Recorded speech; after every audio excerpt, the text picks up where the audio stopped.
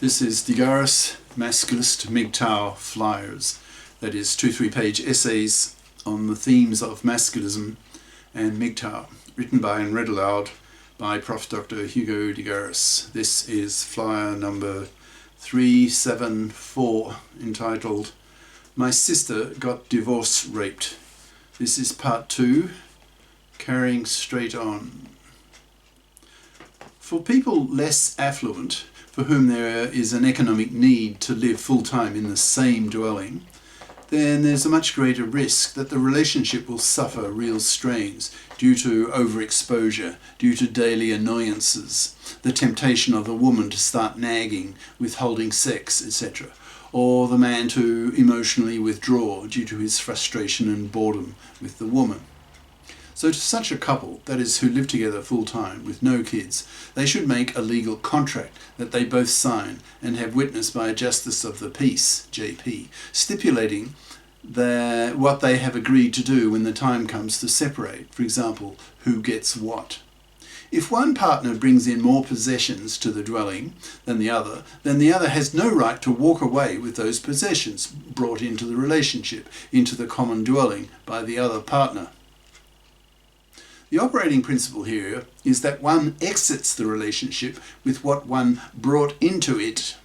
There is to be no theft of property by one partner by the other. Just because two people live together does not give one partner the right to steal the property of the other partner on breakup.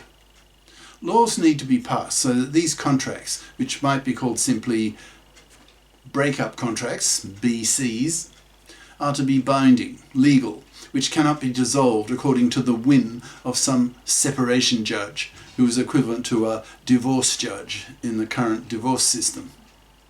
I remember a decade ago, on a visit to my sister and brother, she was talking about the concern felt by her doctor colleagues over the new palimony law that was about to be legislated, that would legally marry a couple who lived together for 2 years, so that in the eyes of the law the couple was effectively married and hence subject to the current divorce laws, hence payment of alimony, etc.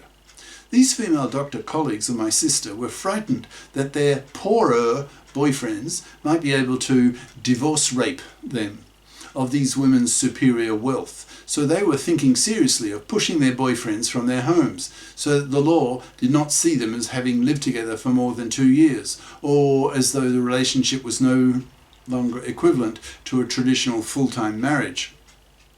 Roughly 1 woman in 4 is nowadays a real FIP, that's financially independent person.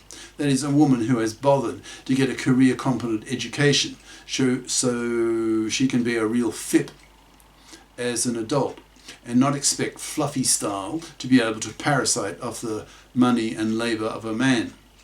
I say about 1 in 4 because at the critical age of 16 in high schools, 3/4 of these young women choose to study what the masculists call fluffy crap, making these young women fluffy crappers. Fluffy crap is the name given to those high school majors that are intellectually easier, intellectually lazier, memory-based, usually called the soft option, that don't require much analytical thought, in contrast to the hard option that does require abstract analytical thought, such as math and the sciences. In the old Soviet Union, the teaching of calculus was compulsory for both sexes in the junior and senior year of high school, so as to push women into the professions and to strongly discourage them from becoming fluffy parasites in their 20s and 30s. Masculists put enormous moral pressure on fluffies to FIP up, that is, to become FIPs, by choosing to study career-competent majors at high school and college, so the gender political climate is created in which it is merely the custom for all women to be FIPs, that is, the creation of what the masculists call the FIP society. When there are no kids, then 2 individuals who choose to have a relationship would be expected to keep what they bring to the start of the relationship in terms of material possessions at the end of that relationship, that is, no theft of possessions by one partner from the other. This should be a basic ethical principle. Now for the more complex case of couples with kids. As a masculist, I have a hatred of divorce rape that is usually at the cost of the divorcing father, who gets typically royally screwed by the hated fluffy feminist hypocrite-controlled divorce courts, who still have fluffy attitudes towards men, who see men as cash machines existing on this earth to pay for women to have babies, so are to be robbed and abused by their ex-wives, by law, since the law itself has been created largely under the pressure of fluffy feminists who wanted equal rights for women in the parliaments but behave as fluffy parasites in the divorce courts.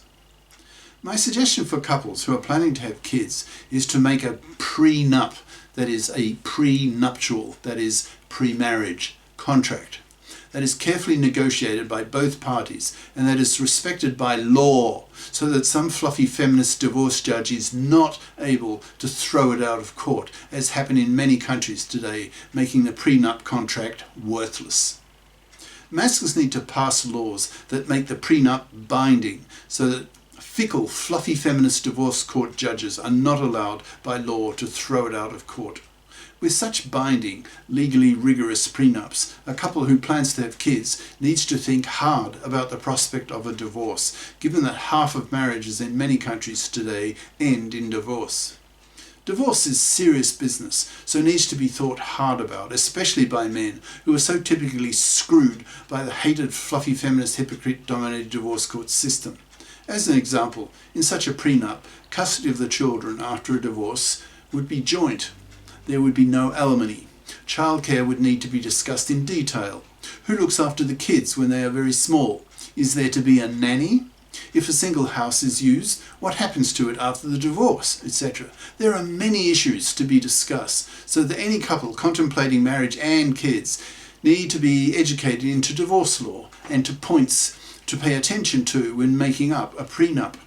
This is far from being the case today.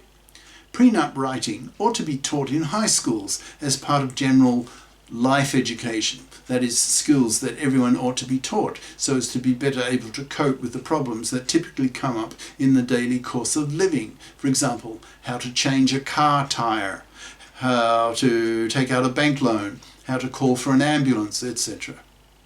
The masculists, and a growing number of female masculists who, like my sister, are increasingly faced with the prospect of being divorce raped, need to combine forces and have the law regarding prenups made waterproof, so that as in some countries they are legally binding, so that some fluffy feminist witch of a divorce court judge cannot simply throw prenups out of court on her, usually her, whim, according to the mood she was in on that day in court. In closing, divorce rape is an immoral abomination that has to be rejected, to be reformed out of existence, so that today's massive divorce court injustices become a thing of the past. We are far from that today, because there's not enough masculist consciousness around to change the attitudes of the fluffy feminists who simply expect men to pay for women to have babies, to pay for women to sit on their fat parasitic asses, expecting to be able to sexploit men by having men be man-slaves to them, working for them, in exchange for a bit of sex from blue moon to blue moon. Current divorce laws suck. They need to be changed, reformed, thrown out. Cheers. Prof. Dr. Hugo de Garis. Email profhugodegaris@yahoo.com. Website profhugodegaris.wordpress.com. Author of the book Masculism, Men's Rebellion Against Being Man-Slaves to Women. An e-textbook of 370 plus masculist flyers for men's studies courses. Freely downloadable in Microsoft Word format from my website. Ciao.